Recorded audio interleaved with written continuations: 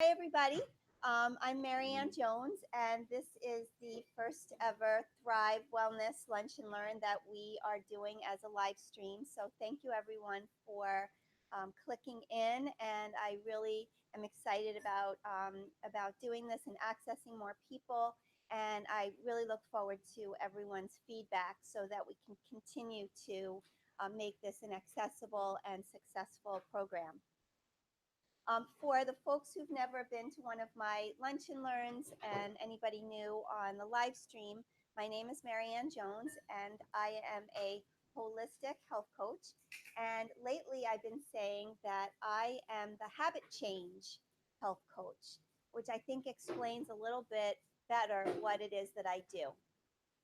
So I inspire and educate people to learn about their food and their food habits so that they can thrive naturally. Thrive Naturally is the name of a business that I started over 8 years ago. And I create and deliver wellness programming to folks like you and to individuals as well. And today we're going to do a workshop called Fix Your Food Habits and Solve Your Symptoms. So I guess enough of you thought that was interesting to attend. So thank you so much for coming. And how's your lunch? Good. Did anyone taste the midnight cauliflower? Is it appropriately named?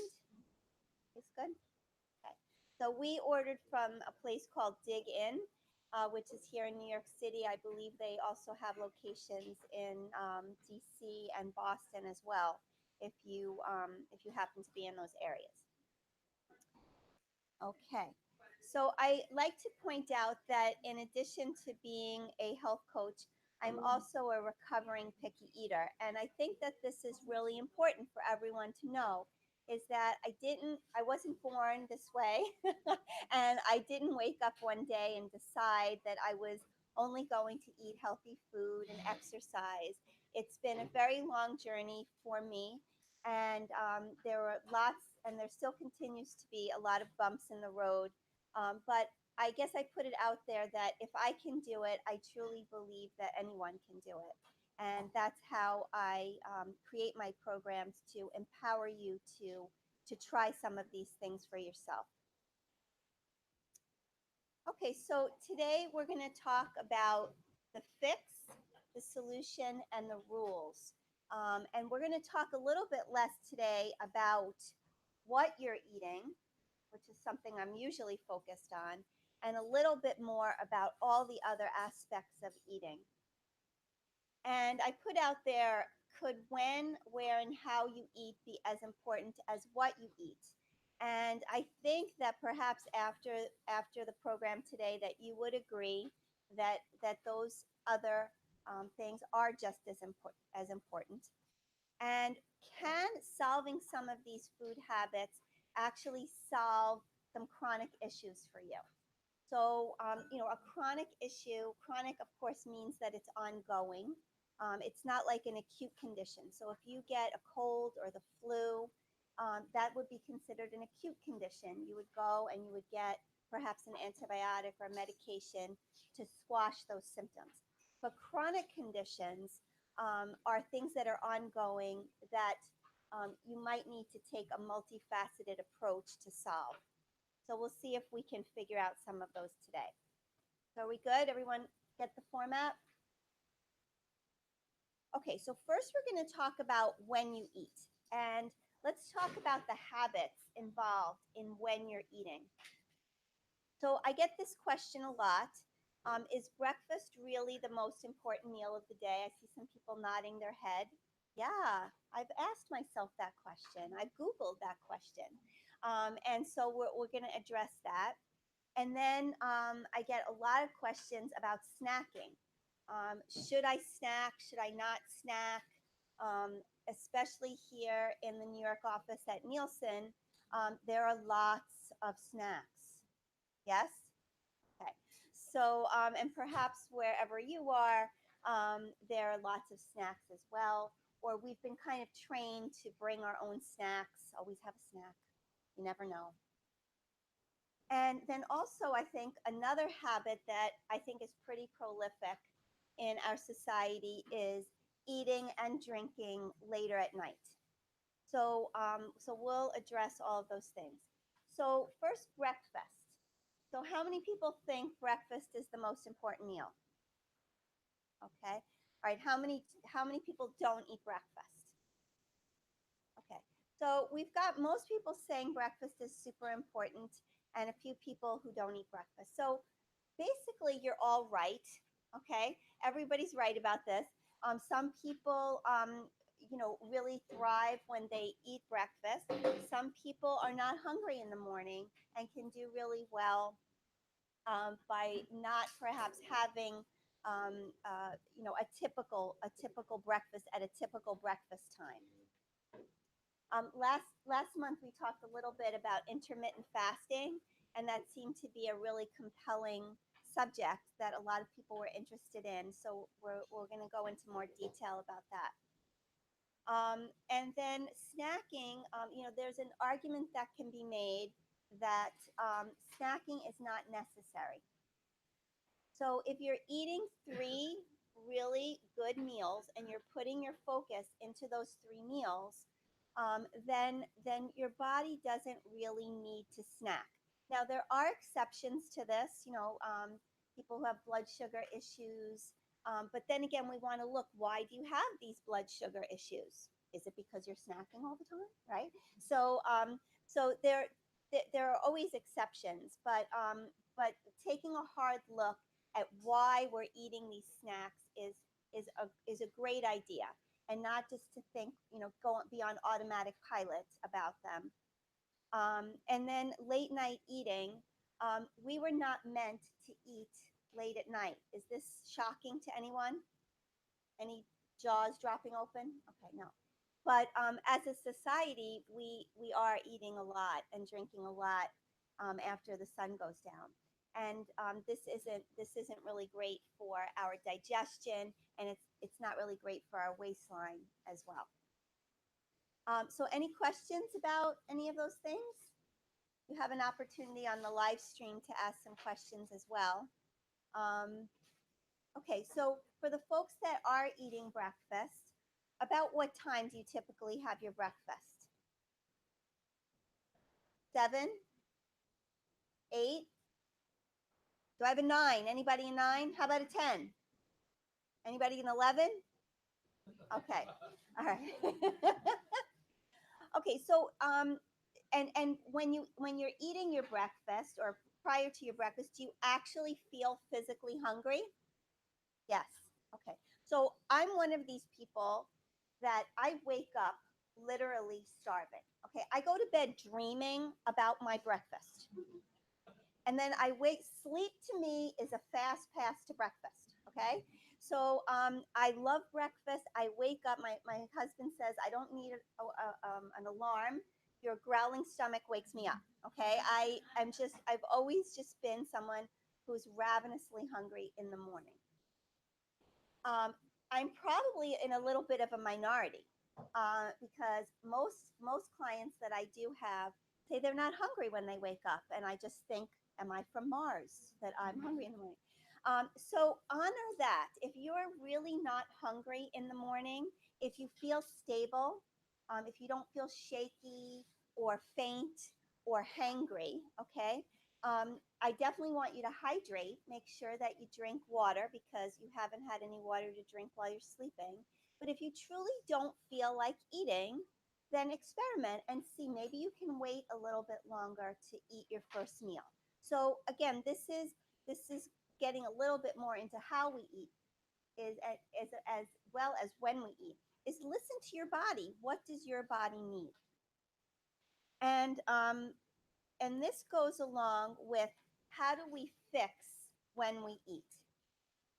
So this pretty much works for 99% of the population, is that if we choose a 12-hour window to eat.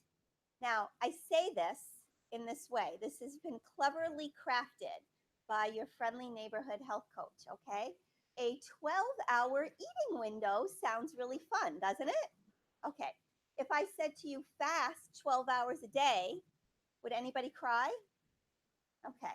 So it's really about a mind shift here. Is that I can wrap my head around eating within a 12-hour window, right? And then I'm going to stop eating, and I'm going to let my body digest, and I'm going to go to sleep, and I'm going to wake up and start my next day.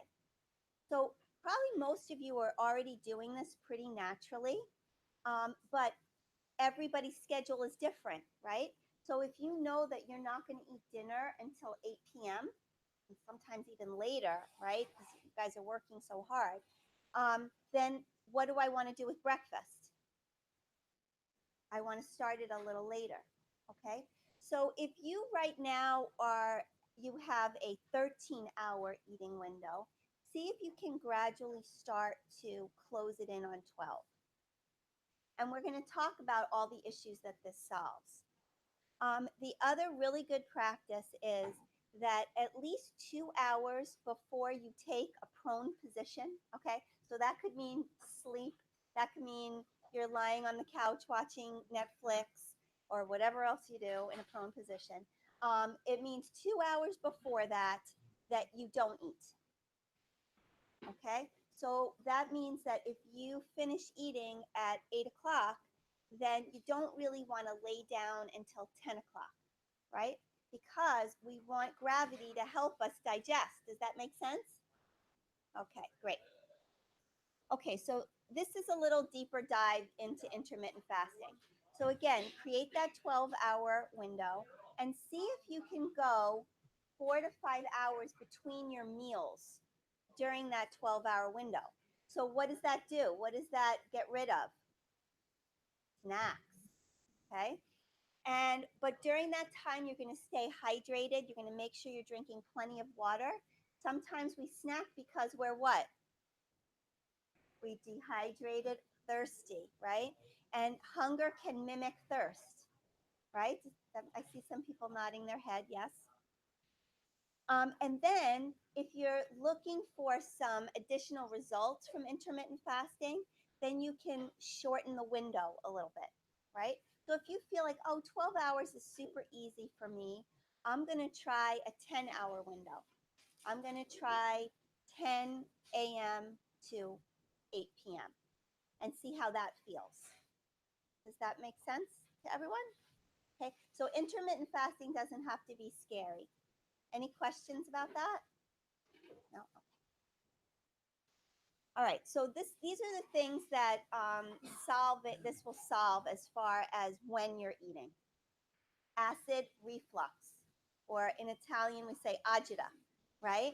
So it's that burning heartburn. It's got so many different names. It's so prolific. So many people are taking those like what's one of the brand names of the Prilosec, are taking, yeah, they're taking prescription strength Prilosec. And reflux is not a joke, okay? If you're consistently getting reflux and not taking care of it, this leads to something called Barrett's esophagus, which is a precancerous situation, okay? Nobody wants esophageal cancer, okay? I mean, you don't want cancer, but you don't want that one for sure. Okay, so you want to make sure that you're not getting that reflux. And so if you create an eating window and you don't eat too late at night, you're going to definitely help your acid reflux. Does that make sense? Okay. It's going to help your sleep, right? Sleep has become like a competitive sport of sorts, right? So it's like who can sleep the least amount of time and still, power through their day. But sleep is very important. So however many hours of sleep that you're getting, you want it to be awesome sleep. You want it to be very restorative and be able to fuel your day the next day. And a way to do that is to make sure that your body isn't busy digesting food while you're sleeping. Your body is busy rebuilding your liver and helping your brain recover from a day of stress. Okay, so it's imperative to think about when you're eating as far as getting fantastic sleep.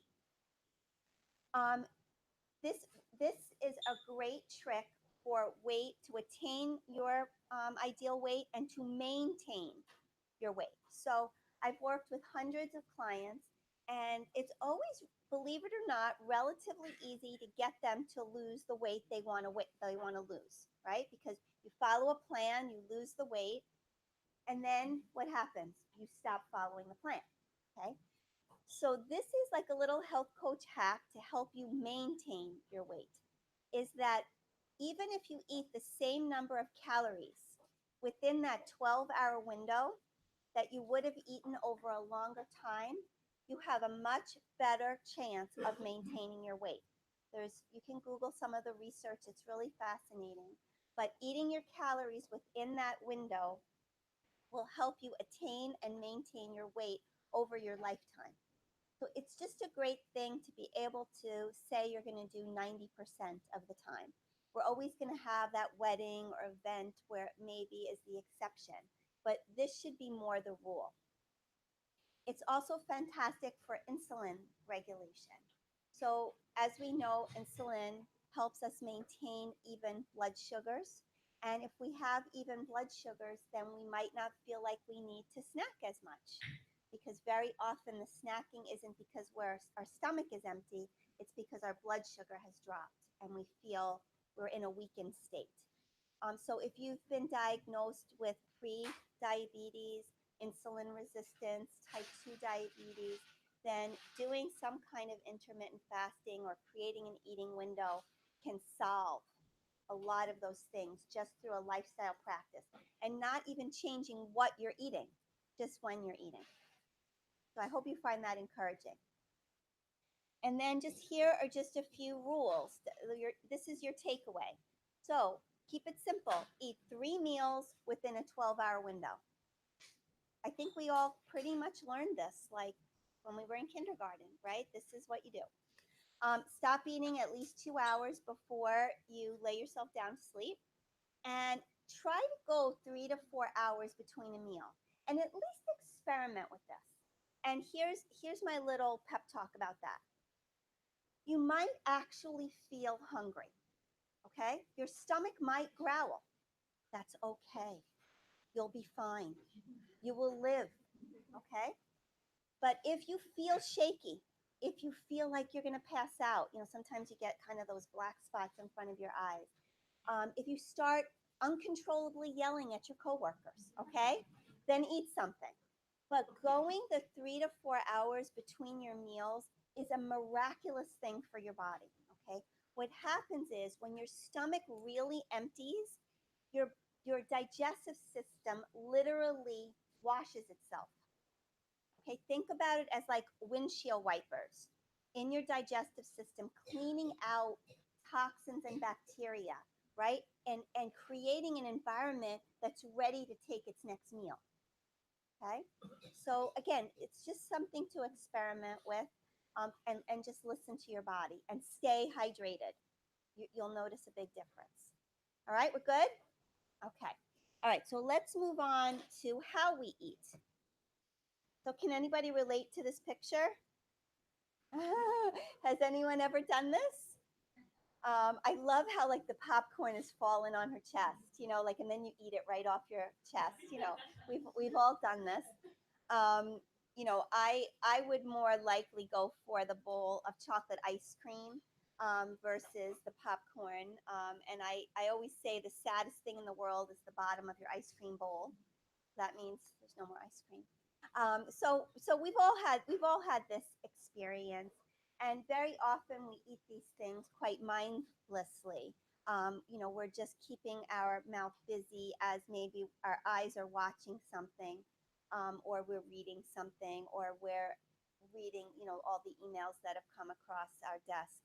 Um, and we're going to talk about how this is something that we want to try to fix because it solves a lot of chronic issues. Um, how we eat is also we've kind of incorporated or integrated eating into our multitasking lifestyle. So and I'm not being a very good example here today, am I? So here you are eating your lunch and learning about how to eat mindfully. So you actually are multitasking. But I do see some of you also, on your phones, or many of you bring your laptops in. And again, I don't say that in judgment. I just say that I know this is your job and your livelihood, and I respect that. But um, again, you're probably not doing anything at 100% if you're doing that, right? You're not mindfully eating your food and tasting every bite. You're not listening to every word that I'm saying, and you're not maybe fully engaged in the email that you just responded to, or the Facebook thing that you just commented on. So just think about how multitasking might interfere with the way that you eat. We eat on the go, right? I mean, we're just, I just got a text this morning from a client who said, "Can you give me some ideas of what to eat in the car on my way to work before dinner?" And so like, it took every ounce of my being not to be like, "No, I can't," right? But this is where she is right now, so we have to respond to her. But very often we're driving and we're eating. My husband, this is like, again, a competitive sport to him. He drives and he sees how many things he can eat and drink at the same time, and he's the neatest eater ever. So somehow he's very successful at it.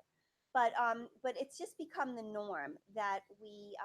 I was talking to a client yesterday who was, walking somewhere, and that's when she was having her lunch as she was walking because she didn't have time to have it. So this is a reality that we have to deal with.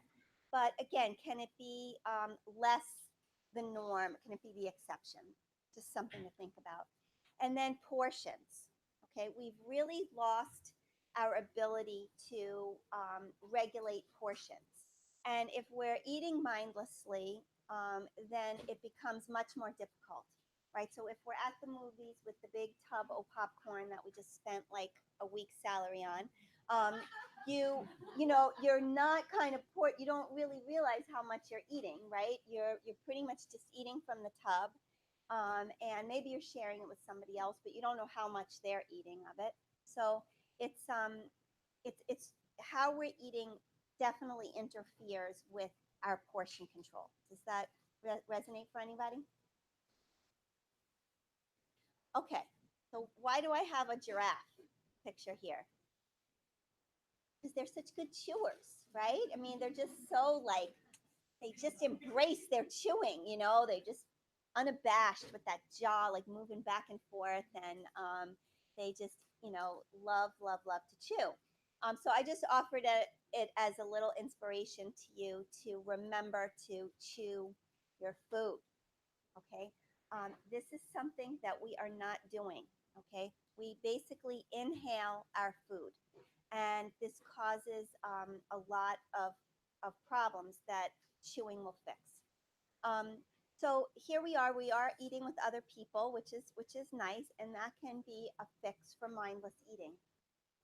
So when you're eating with other people, you might be more mindful because you see what the other person is eating, right? Or maybe you're talking more, and it's taking longer for you to eat.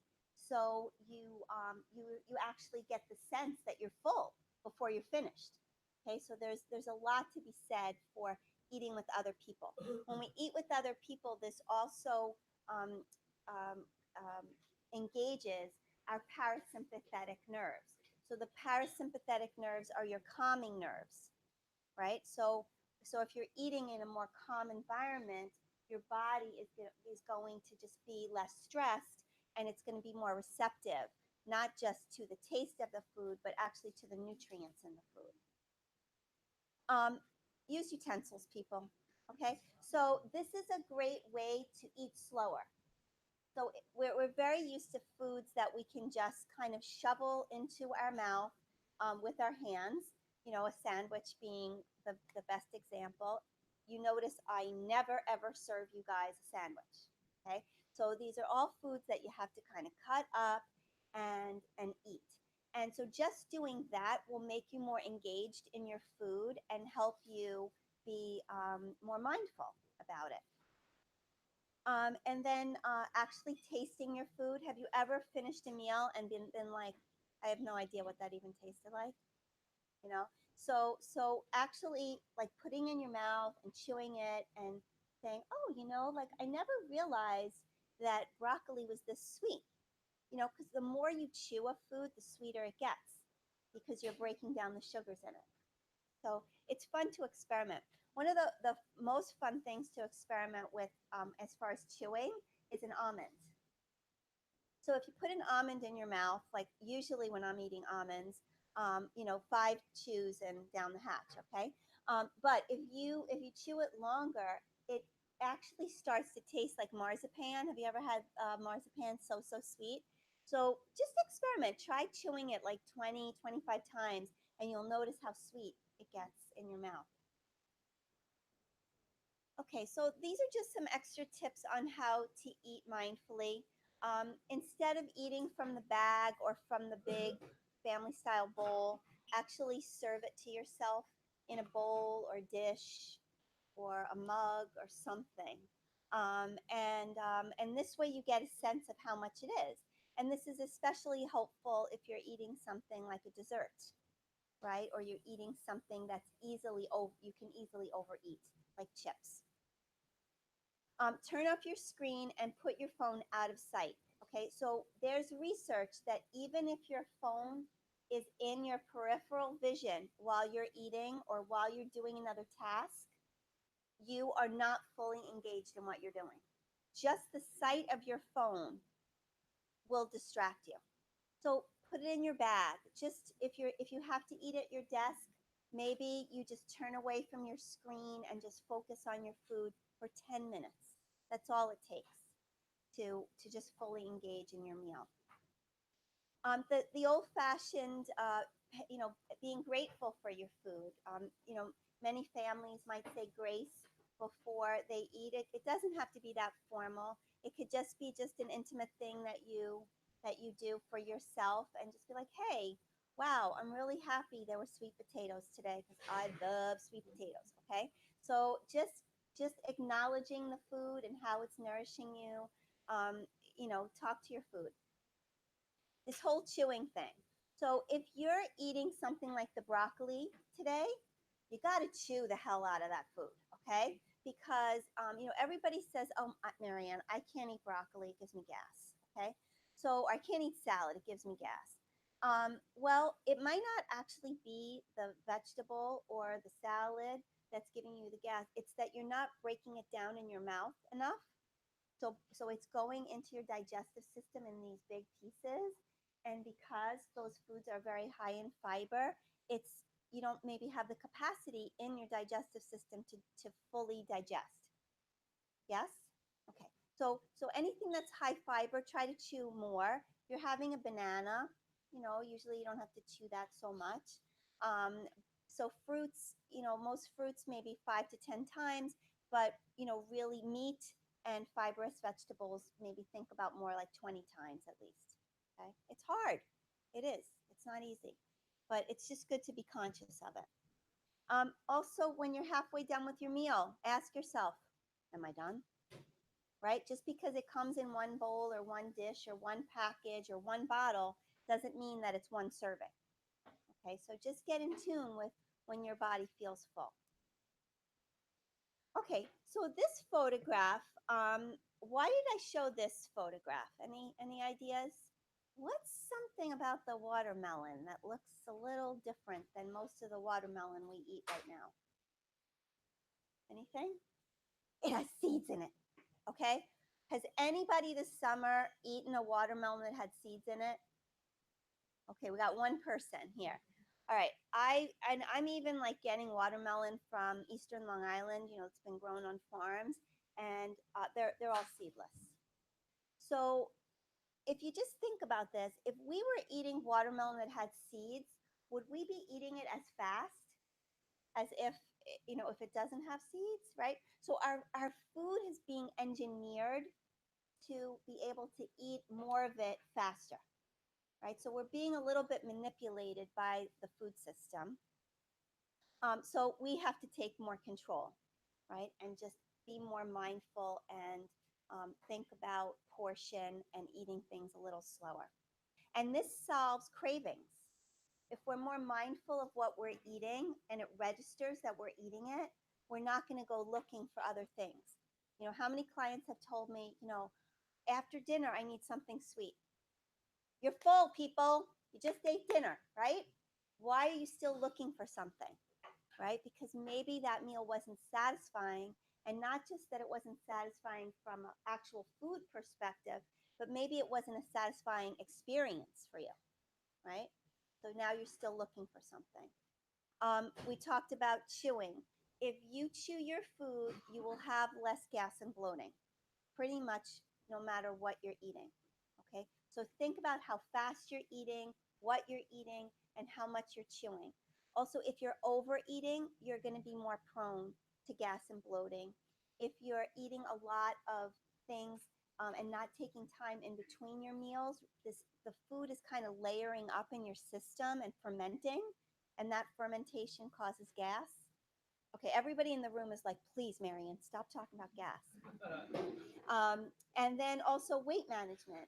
Okay, so if we're more mindful about our food, we are literally going to eat less. That's not shocking news to anybody, right? Just reminding you. Okay, so again, super simple. Just keep it to these rules. Minimize your distraction. It might be impossible for you to imagine you not eating without your phone by your side, okay? But if it's by your side, turn it over. If you already have it turned over, put it in your bag. Like take a step to kick it up to the next level. Before you eat anything, one of these snacks here in the cafe, something that's in your desk, a meal, just take 3 breaths. Can you all do that? Does everyone know how to breathe? Okay. Just take one, like it's not even a minute. It's going to take you 15 seconds. And just take 3 deep breaths. And it just realigns you to this task of eating and nourishing yourself. And then just chew. Think like a giraffe and chew. Are we good? Everybody's good? All right, where you eat. So this I don't think again comes as a surprise as far as how it might be sabotaging our health and wellness. So many of us are eating too much takeout, and we're eating in transit. We're always moving from place to place, so we're not eating in one spot. And again, a lot of us are eating as we're working. So we're eating at our desk or with our desktop, wherever that may be. So how do we fix this? Pretty much the same, similar rules apply to this as to the other things that we were talking about. Awareness, just becoming more aware of where you're eating and the choices. So many clients tell me, well, I don't have time to cook. I have to get my food out. And again, I completely understand. I work, and I know it's challenging to always create every meal, but um, most of us live in places where we have really good resources, and we can upgrade the choices that we're getting and just bring some awareness to those choices. Sometimes it takes some research and planning. So my 17-year-old daughter has celiac disease, which means that she can't eat wheat. So anytime we go out, so let's say family friends say, oh, we want to meet at this restaurant for dinner on Saturday night. We go to the website and we look at the menu. We call ahead and say, can items on the menu be made gluten free? We try to get a gauge of how accommodating it's going to be. And we're not the exception to the rule. I mean, I think most restaurants are very, very used to nut allergies, gluten allergies, dairy intolerances, people who are clean eating. I want this on the side, change this for that. So don't feel like you're being a nuisance, right? It's your body, right? You're choosing to eat and support this restaurant. So hopefully it's a symbiotic situation and everybody works together to make it work. And then don't worry about being a chef or a cook. We watch these cooking shows and everything's also fancy, but we don't have to do that. Just think about being a shopper and a chopper. That's it. If you just work up your skills in those two departments, you will be able to fix the where in this equation. Is that encouraging? Pom poms? Okay. All right. So here are just some great options that we have available to us. Even airports. Have you noticed this? I know a lot of you travel for your job. Even choices in airports have gotten a lot better. But again, some people might say, well, I was in an airport. I had no choice. So I had to have the au bon pain croissant. But there are lots of other choices. We just have to be encouraged and empowered to look for them and to make those choices. So Whole Foods is a national brand, and now that it's connected to Amazon, you can even get Whole Foods delivered to your home or to your office. Does everyone have Amazon Prime? If you don't, that's your homework assignment. Okay, it's just a great thing. Chipotle is something also where you can find some good choices. There, you have to be a little bit more mindful of portion, because usually a Chipotle meal is really more like two servings than one serving, depending on your health goals and your size and your gender. Has anyone tried True Food Kitchen? This is a new chain. It's a sit down restaurant, but it was developed by Dr. Andrew Weil, who is really a pioneer in integrative medicine. He's a medical doctor.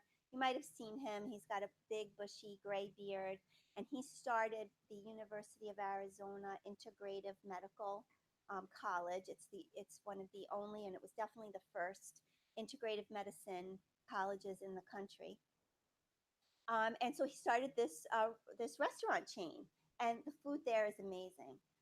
So you can follow them on Instagram to get an idea of the kind of just gourmet food that they're serving that's super clean. Dig in, I'm a fan. And I'm excited. My daughter is going to start college in Boston next week, and she can walk to Dig in. So that's a good thing. Pret is you can, and if we have anybody international on the live stream, of course in London you can't go 2 blocks without like literally walking into a Pret. But they have great choices, and you can get very clean foods there. Anybody live near a Bear Burger? I mean, there are lots of chains now that have that similar kind of formula where you choose your meat and you choose your toppings. But Bear Burger sources their meat very well, so it's a cleaner choice. Chopped is a chain of restaurants where you can make your own salad, that you can find. And then the Little Beat is also something that has been popping up more on a national level. They sound good, right? They have delicious choices. Okay, so what does this solve? Um, it solves so many things. Okay, so classically, um, when you eat out a lot, you're eating a lot of sodium, right? So if you watch cooking shows, um, you see how they salt, right? They salt every layer. I'm sauteing the onions, I add salt. I add in the mushrooms, I add salt. I add in the protein, I add salt, right? So restaurant food typically tastes so good because it's got a lot of salt in it. And so if we're eating too much sodium, this can raise our blood pressure. So if you do have that condition, that chronic condition, you might want to look at how much food you're eating out and from takeout. It could cause your cholesterol to be imbalanced. And the reason being is that most food that we get from a restaurant is cooked at very high heat. And when your food is cooked at a high heat, even if the oil started out being a healthy oil like olive oil, because it goes over its smoking point, it becomes an inflammatory oil. And that inflammatory oil contributes to the rise in your LDL cholesterol or the loser cholesterol. Does that make sense? And then it's also the solution for your budget. Okay, so it could be a great way to save some money, and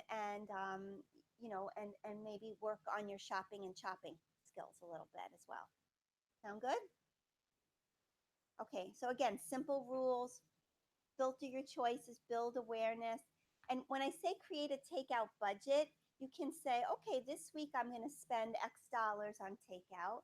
But also think of it as a budget as far as how many times. All right. So if now you're eating 10 meals a week out and takeout, maybe next week you say, I'm only going to have 8 meals out. Right. So just start like that and think about that as a budget as well. And then finally, what you eat. So, again, this is something that I talk about all the time, so we can get through this really quickly. But these are some things that I hear from clients. When I say, what do you eat? Oh, whatever's around, you know, foraging for food. I see a lot of people come in after the lunch and learn to see what's left over. I mean, again, I completely understand, but we're not planning our meals. We're just seeing what's around. Oh, there's, a new snack here in the cafe or in the refrigerator, or, maybe it's I had leftovers, or you walk out on the street and it's the first takeout place that you see. Again, there's just this, maybe there's a little too much spontaneity in what we're eating. And then I say faux foods. What would be an example of a faux food? Cheetos. Okay, maybe, yeah, Doritos is usually my example, but Cheetos is pretty close. So yeah, I mean, I guess on some level it's food. It was once a stalk of corn, but it's been processed, and lots of chemicals have been added. And so again, when you say what you eat, some of us are very much in the habit of eating faux foods, not real foods. And then we're conditioned and programmed to eat salt, sugar, fat. And we just keep repeating this.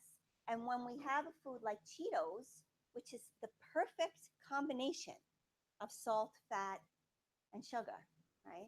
Then it makes it very hard to just have one of them. Okay. So uh, anybody who knows me probably laughs when they see any photo that I put on there with that has water, because I'm very passionate about hydration. So I think the easiest way to fix what you're eating is just to start with water. Okay, so drink more water and less of every other beverage you're drinking, and that can be an amazing, wonderful, fantastic place to start. And it's super simple. You could also start with your breakfast, right? What are you eating for breakfast? My joke there is breakfast does not have to be round. It does not have to be a bagel or a donut or a pancake. Okay. It can be lots of other things. It can be leftovers from the night before. It can be, of course, some eggs. It could be avocado. It could be so many different things. But think about your breakfast and how that can become more real food and less faux food. Read the labels. Take ownership of what you're eating, right? So many clients say to me, well, what do you think of this food? I don't know what's in it. Why don't you know what's in it? It's right there.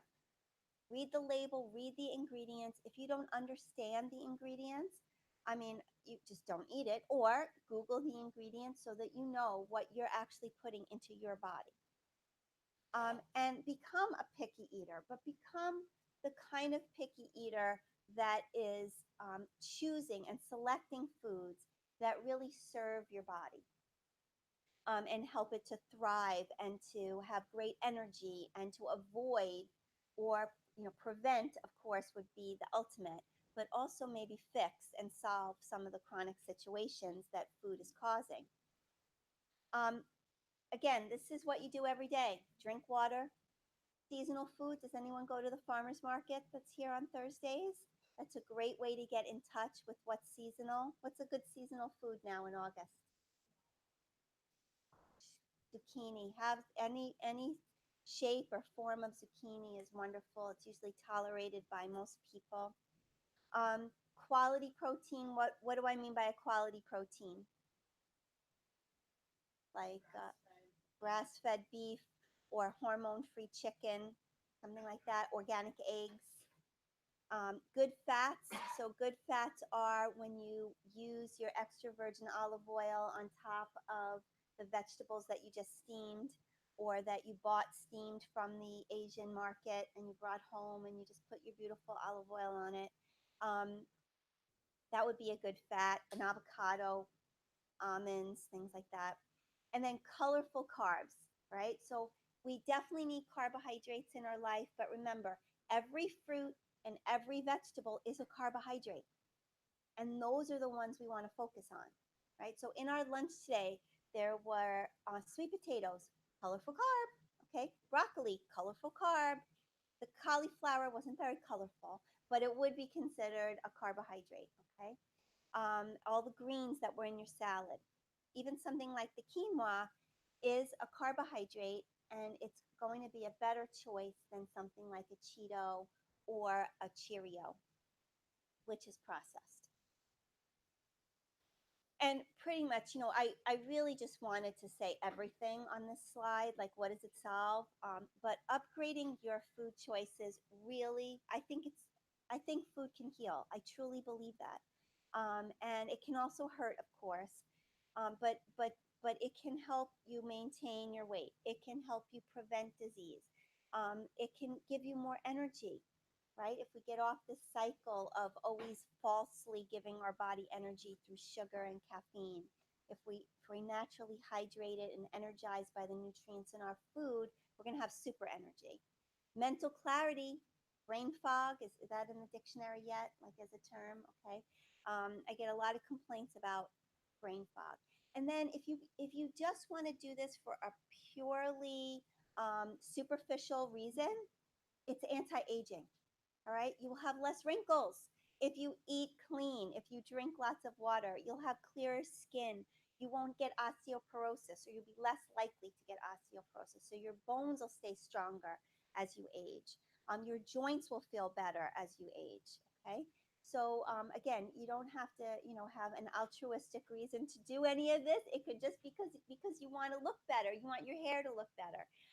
Whatever your why is, find it and get some inspiration to fix some of these things. So again, super super simple. If all you're going to do is just drink more water, 5 servings of veggies a day. What's a serving? How much is a serving? Half a cup. It's only half a cup, right? So just again to be mindful about it, measure your vegetables for the day and see, are you getting 5? And see how that makes you feel to work up to 5. And then swap dessert for fruit. So if you're eating a dessert every day, that's and you're trying to lose weight, or you're trying to manage your insulin, or type 2 diabetes, or you feel like you're snacking too much, then a very easy step is just, I'm going to replace sugar for sweetness, right? You're still going to have sweetness from fruit. I mean, cherry season is kind of over now, but I mean, really, I'll take the bag of cherries, ripe cherries, over a dessert any day.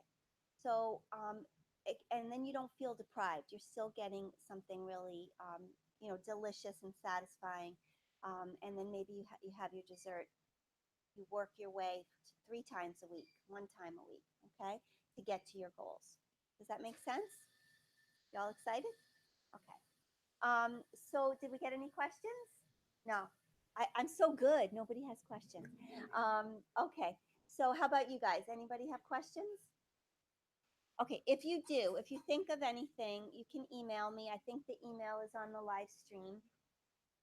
So please do. I'm at your service. If you need some inspiration, I'm on social media. I know some of you follow me already, and I'd love to see you pop in and out on social media. And thrivenaturally.com, I have recipes on there that might inspire you to change, where you eat and when you eat and how you eat. And then, because this is the first time we're doing this, I would ask anybody who is on the live stream if you could send me a little note about your thoughts, how we could make it better for you. And because I think we're going to continue to do this in the short term anyway. Okay. All right. Bye, everybody.